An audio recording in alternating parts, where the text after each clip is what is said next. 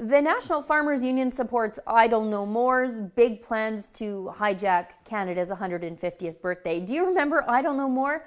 They're the Aboriginal activist group that caused nationwide disruptions in 2013. They made Chief Chicken Noodle Teresa Spence of Attawapiskat and her fake hunger strike their cause celeb. She was their spokesmodel.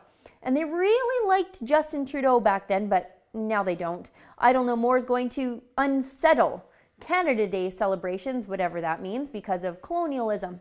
It all sounds very productive. Well, now Idle No More has the support of the fake farmers at the National Farmers Union to derail and co-opt the celebration of the True North Strong and Free for their own strange agenda. Frankly, I'm having a hard time getting into the whole Canada 150 celebrations for a couple of different reasons. I can't seem to get into it because I feel like this whole Canada 150 thing is basically an ad for the Liberal Party of Canada sometimes.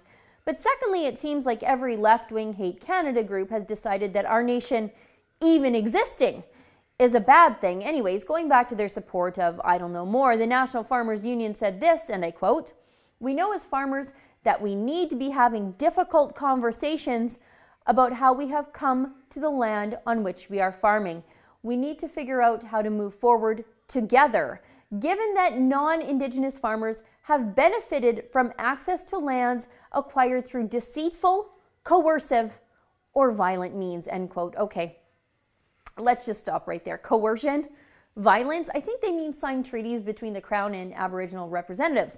But really, how many of these fake farmers, if they even own land at all, have given their land back to First Nations? If the answer is none, then I don't want to hear from them saying my farm was obtained through violence and coercion. I have a mortgage and I bought this land fair and square from my own family. The only violence that obtaining my farm has caused is done to my bank account each and every single month. And really, I have no idea what Idle No More has to do with farmers anyway. But that's because the National Farmers Union has very little to do with actual farmers. It's a left-wing activist group that wrings their hands in support of such things as radical feminism, climate change, the LEAP Manifesto, and refugees. You know, all the stuff you and your fellow farmers talk about down at the farm supply store on Saturday mornings. You don't even have to be a farmer or even a patio tomato plant owner to join the National Farmers Union and pretend like you speak for all farmers. Just pony up the membership fee and voila, you're the voice of farmers.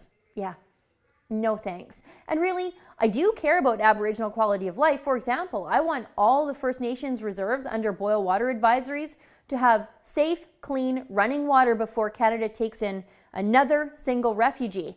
I want Aboriginal men, the most likely Aboriginals to be murdered or missing, to be included into any inquiry about missing and murdered Indigenous people. But no activists are asking for that. Instead, they want us to feel bad about Canada existing. That's their solution to very real problems, feeling guilty. Well, I refuse to feel guilty for owning land and working hard to take care of it. And these fake farmers who don't even actually have to be farmers, well, they don't get to speak for me this Canada Day or, well, ever. Instead, I'll celebrate the accomplishments of Canadian farmers who feed the world through their exports of canola, pulses, wheat, barley, beef, pork, and more. For the Rebel Media, I'm Sheila Gunreid.